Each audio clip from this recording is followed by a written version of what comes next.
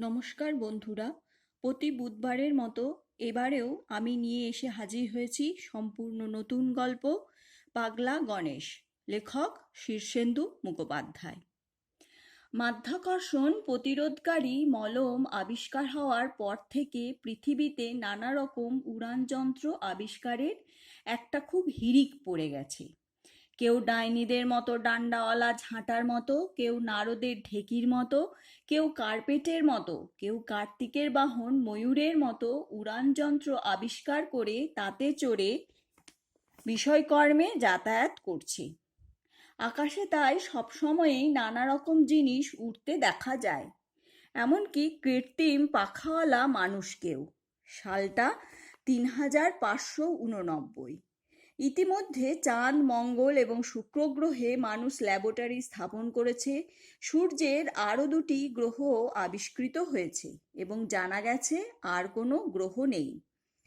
মহাকাশে নক্ষত্রপুঞ্জের দিকে হাজার হাজার মানুষ আলোর চেয়েও গতিবেগ সম্পন্ন মহাকাশযানে রচনা হয়ে গেছে ১-১৫০ বছর আগে থেকে, এবং এখনও অনেকে যাচ্ছে। কাছিপিঠে যারা গেছে তাদের ফেরার সময় হয়ে এলো। তবে সেটা ১ মিনিট পর না ১০০ বছর পর তা জানবার উপায় নেই। তা বলে পৃথিবীর মানুষেরা হাল ছাড়েনি। সেই ১-১৫০ বছর আগে যারা জন্মেছিল তারা সকলে সশরীরে বর্তমান।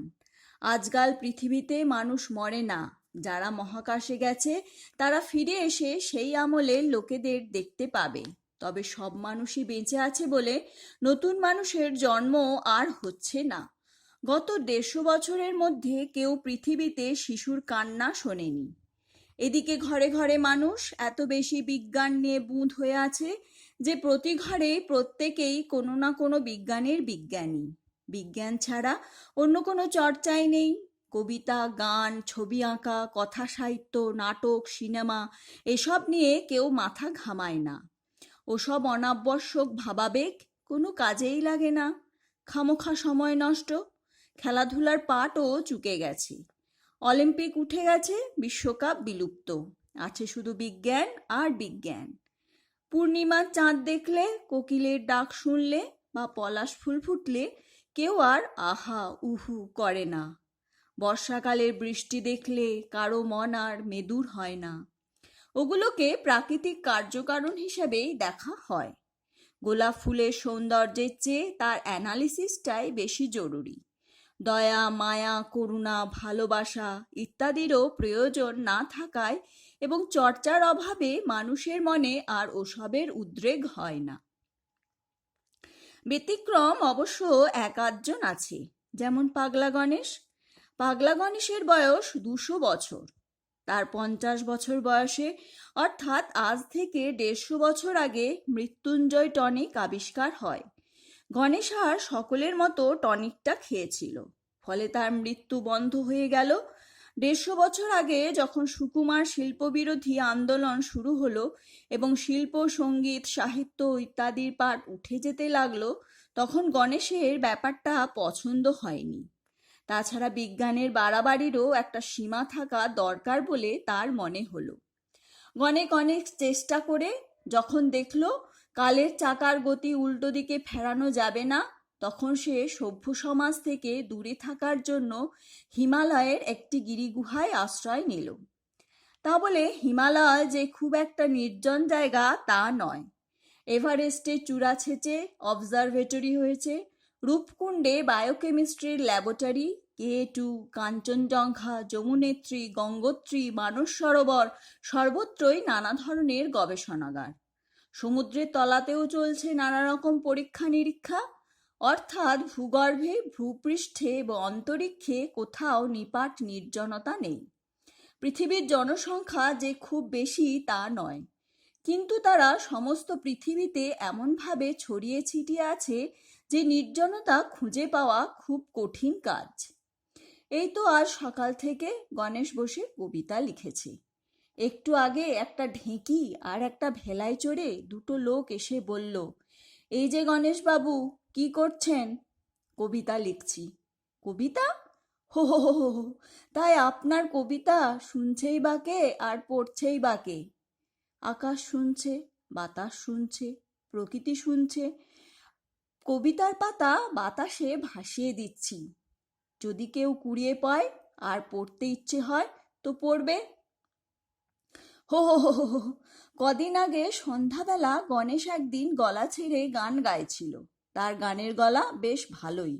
হঠাৎ দুটো পাখাওয়ালা লোক লাসা থেকে ইসলামাবাদ যেতে যেতে নেমে এসে রীতিমতো ধমক দিয়ে বলল, ও মশাই, অমন বিকট শব্দ করছেন কেন? শব্দ কি? এ যে গান। গান? ওকেই কি গান বলে নাকি? ধুর মশাই, এ যে বিটকেল শব্দ। একদিন পাহাড়ের গায়ে যান্ত্রিক বাটালি দিয়ে পাথর কেটে ছবি আঁকছিল গণেশ। হঠাৎ একটা ধামা নেমে এলো। এক মহিলা খুব আগ্রহের সঙ্গে বলে চলেন, এটা কিসের সার্কিট ডিজাইন বলুন তো? বেশ ইন্টারেস্টিং মনে হচ্ছে। ডিজাইন নয়, ছবি, খেয়াল খুশির ছবি। ভদ্রমহিলা চোখের পলক না ফেলে কিছুক্ষণ তাকিয়ে থেকে বললেন, খেয়ে দে আর কাজ নেই, ছবি হচ্ছে। হুঁ। গণেশ জানে একা সে পৃথিবীর গতি কিছুতেই উল্টে দিতে পারবে না, কিন্তু একা বসে বসে যে নিজের মনের মতো কিছু করবে তারও উপায় নেই। এই মৃত্যুহীন জীবন, এই অন্তহীন আয়ু কি এভাবেই যন্ত্রণার মধ্যে কাটাতে হবে? সুইসাইড করেও কোনো লাভ নেই।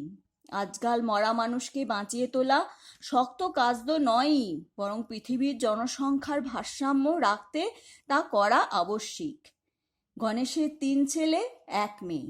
বড় ছেলের বয়স 174 বছর, মেজর 171, ছোট ছেলের 168 এবং মেয়ের বয়স 166। প্রত্যেকেই কৃতি বিজ্ঞানী। তারা অবশ্য বাপের কাছে আসে না, অন্তত গত 100 বছরের মধ্যে নয়। গণেশ তাদের মুখশ্রী ভুলেই গেছে। গণেশের স্ত্রী ক্যালিফোর্নিয়া মহাকাশ গবেষণা কেন্দ্রে কাজ করতেন। 150 বছর আগে তিনি অ্যান্ড্রোমিডা নক্ষত্রপুঞ্জে রওনা হয়ে যান, এখনো ফেরেননি। আজ সকালে গণেশকে কবিতায় পেয়েছে।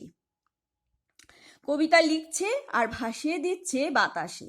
কবিতার কাগজগুলো বাতাসে কাটা ঘুড়ির মতো লাট খাচ্ছে, ঘুরছে, ফিরছে, ভাসছে, পাক খাচ্ছে, তারপর পাহাড়ের গা বেয়ে গড়িয়ে গড়িয়ে চলে যাচ্ছে অনেক দূর। প্রতিদিন যত কবিতা লিখেছে গণেশ, সবই এভাবে ভাসিয়ে দিয়েছে। যদি কারো কাছে পৌঁছয়, যদি কেউ পড়ে। আকাশে একটা পিপে ভাসছিল। গণেশ লক্ষ্য করেনি। পিপেটা ধীরে ধীরে নেমে এলো। নামলো একজন পুলিশম্যান। গণেশকে সসম্ভ্রমে অভিবাদন করে বলল, স্যার, এককালে আপনি যখন কলকাতার সায়েন্স কলেজে মাইক্রো ইলেকট্রনিক্স পড়াতেন তখন আমি আপনার ছাত্র ছিলাম। কিন্তু এসব আপনি কি করছেন? পাহাড়ময় কাগজ ছড়াচ্ছেন কেন? এটা কি নতুন ধরনের কোনো গবেষণা? গণেশ মাথা নাড়ল। না হে না, ওসব গবেষণা টবেষণা আমি ভুলে গেছি।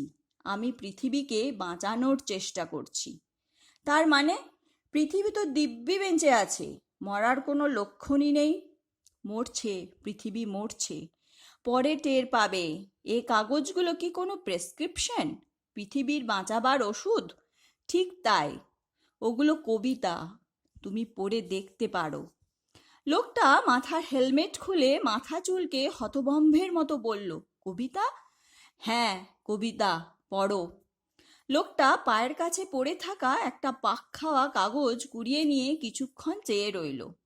কিছু বুঝলে? লোকটা অসহায়ভাবে মাথা নেড়ে বলল, কিছু বুঝতে পারছি না স্যার, কোনোদিন এ জিনিস পড়িনি। তোমার বয়স কত? 151 বছর। বাচ্চা ছেলে। আগে হ্যাঁ স্যার, আমাদের আমলে শিক্ষানিকেতনে এসব পড়ানো হতো না। শুনেছি তারও অনেক আগে কবিতা নামে কি যেন ছিল। লোকটি নিরীহ এবং ভালো মানুষ দেখে গণেশবাবু হুকুমের সুরে বলে উঠল, মনে মনে পড়লে হবে না, জোরে জোরে পড়ো। লোকটি কাগজটার দিকে চেয়ে থেমে থেমে পড়তে লাগলো। গ্রহটি সবুজ ছিল, গাঢ় নীল জল, ফিরোজা আকাশ। কোকিলের ডাক ছিল, প্রজাপতি, ফুলের বাতাস। আধো আধো বলছিল, টোলে টোলে হাঁটা ছিল শিশু ভোলানাথ। শৈশব ভাষায় জলে। কবি যে বৃহৎ হলে নামিল আঘাত। থামো, বুঝলে কিছু? লোকটি মাথা নেড়ে বলল, কিছুই বুঝিনি স্যার। একটুও না? লোকটি মাথা নেড়ে বলল, শুধু মনে পড়ছে এক সময়ে আমিও টোলে টোলে হাঁটতে শিখেছিলুম। গণেশ হতাশ হলো। কবিতা তার ভালো হয়নি ঠিকই, কিন্তু না বোঝবার মতো নয়। লোকটা গণেশকে অভিবাদন করে চলে গেল, যেন একটু ভয়ে ভয়ে। পরদিন সকালে রোজকার মতো কবিতা লিখতে বসেছে গণেশ। এমন সময় একটা বড় সড়ো পিঁপে এসে সামনে নামলো। স্যার! গণেশ তাকিয়ে দেখে সেই লোকটি, সঙ্গে দুই মহিলা। আমার স্ত্রী আর মাকে সঙ্গে নিয়ে এলাম। আমার মা কবিতার ব্যাপারটা খানিকটা জানে। এরা দুজনেই কবিতা শুনতে চায়। গণেশ অবাক এবং খুশি দুই হলো। তবে কবিতা শুনিয়েই ছাড়ল না। গান শোনালো, ছবি দেখালো। তিনজন মন্ত্রমুগ্ধ হয়ে বসে রইল। কিছু বুঝতে পারছো তোমরা? তিনজনেই মাথা নেড়ে জানালো না। লোকটা বিনীতভাবে বলল, না বুঝলেও আমার মধ্যে কি যেন একটা হচ্ছে। কি হচ্ছে ঠিক বোঝাতে পারবো না। পরদিন লোকটা ফের এলো, সঙ্গে আরও 4জন পুলিশম্যান। এরা স্যার আমার সহকর্মী, কবিতা, গান, ছবির ব্যাপারটা বুঝতে চায়। গণেশ খুব খুশি। বসো বসো। 5জন শ্রোতা ও দর্শক ঘণ্টা 2 ধরে গণেশের কবিতা শুনল, গান শুনল, ছবি দেখল। কেউ ঠাট্টা বিদ্রূপ করল না, গম্ভীর হয়ে রইল। পরদিন লোকটা এলো না, কিন্তু জনা 10 লোক এলো। পুলিশ আছে, বৈজ্ঞানিক আছে, টেকনিশিয়ান আছে। পরদিন আরও কিছু লোক বাড়ল। পরদিন আরও আরও। 1 সপ্তাহ পরে রাষ্ট্রপুঞ্জের মহাসচিব তার বিমান থেকে নামলেন গণেশের ডেরায়। এ আপনি কি কাণ্ড করেছেন? পৃথিবী যে উচ্ছন্নে গেল। লোকে গান গাইতে লেগেছে, কবিতা মক্ষ করছে, হিজিবিজি ছবি আঁকছে। গণেশ হো হো করে হেসে উঠে বলল, যা, তাহলে আর ভয় নেই, দুনিয়াটা বেঁচে যাবে। নমস্কার বন্ধুরা।